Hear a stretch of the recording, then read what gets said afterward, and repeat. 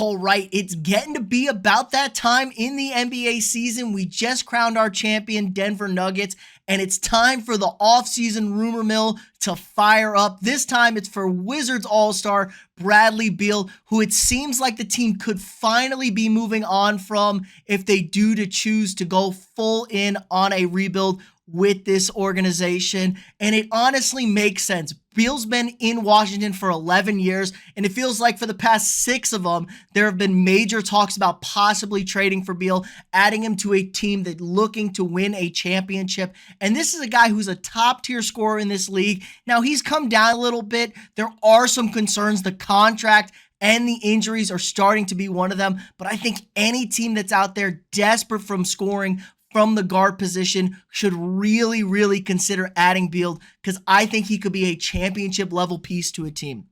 So he's been stuck in Washington since they drafted him in 2012, 11 years with the franchise, made the playoffs 5 times, but they've now missed 4 of the past 5 seasons, and they never seem to be horrendous. They seem to be constantly stuck in mediocrity. I think they won 37 games this year, which isn't good at all, but it's not the bottom tier, top of the line lottery picks to rebuild this organization. And Beal slowly but surely aged on us. He's now going to be 30 years old heading into this upcoming season, and he's got a very expensive contract and some concerning injury history. Played 40 games, 57 games, 40 games, and then 50 games this past season. So he is really not giving you that full elite level of play in the NBA 82-game season. Obviously, the top-tier guys tend to play around 65 games. Those all-star playoff caliber players are about 65 to 70 games, and that's what you want to see out of Beal, because Beal could definitely be a number 1 scorer guy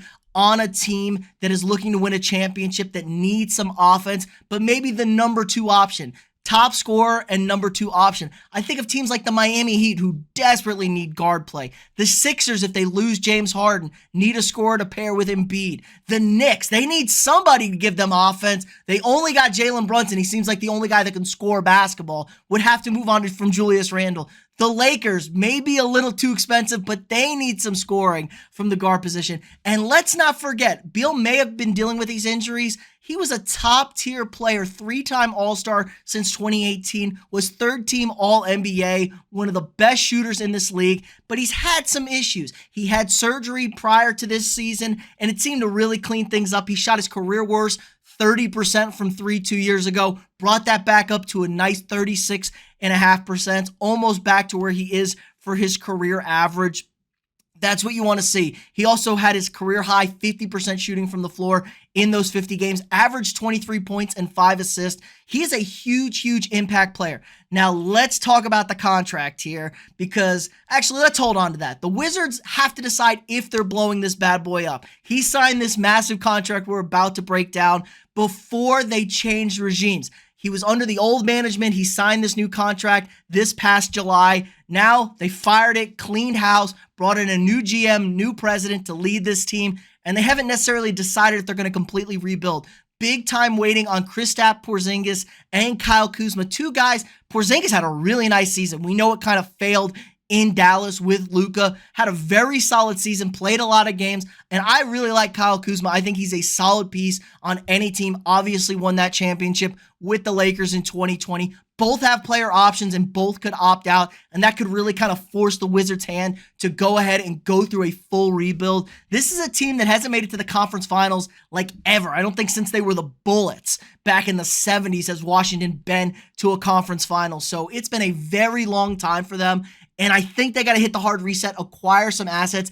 Beal still has a lot of trade value, obviously. Talk about guys like him and Damian Lillard that could be moving on from their small market franchises that just haven't quite gotten it done, be able to bring home and get that championship level success. So if they are going to blow it up, if they are going to ship on Beal, the contract is a problem. Now, it's not the worst contract in the NBA. I think it's the 2nd highest average annual value in the NBA, behind your NBA Finals MVP, Nikola Jokic, so that kind of makes sense here. But it's not bad. He's turning 30 this season. You have full control over him for the next 3 seasons, and then he has a player option at 33 in 2026. These are the prime years, man. He's only going to get better here. This is where you're going to get your peak. So I love the age of Beal here. Maybe you would want him a little bit younger, but if you're bringing him in as the number 2 piece for a championship level contender, I think this is a perfect spot for you to add him. The problem is the salary. The NBA has fixed their salary cap rules. They've kind of made it really hard to have 3 stars. It's basically 2 supermaxes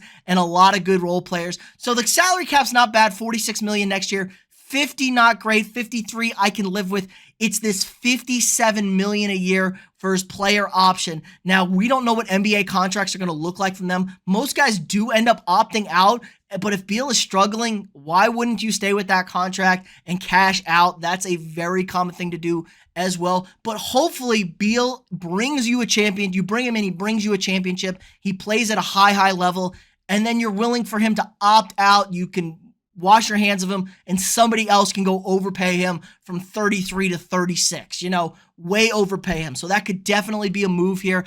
I think this is a risk I'm willing to take. I think Beal can be an elite scorer in this league. He's a jolt of energy guy. He's not necessarily your number 1. We've seen him as the lead guy, and they couldn't get it done in Washington. But man, put him on another team with another dude and have him be the primary scoring option from that guard position. And we're talking about a really dangerous team and a really interesting piece. So that's the first of this rumor mill. I'm sure there'll be plenty more to talk about in this NBA offseason, but let me know what you guys think in the comments below. Again, like this video, subscribe to the channel if you're not already, share this video with your friends, and I'll see y'all tomorrow.